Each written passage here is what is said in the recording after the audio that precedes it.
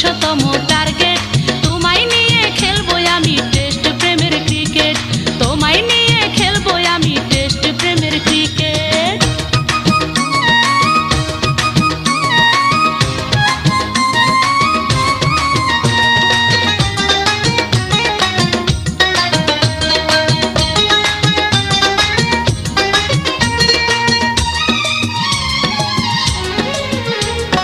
Test মর্যাদা পাওয়া এত সহজ নয়, ও ওয়ানডে ম্যাচ খেলে তার যোগ্য হতে হয়।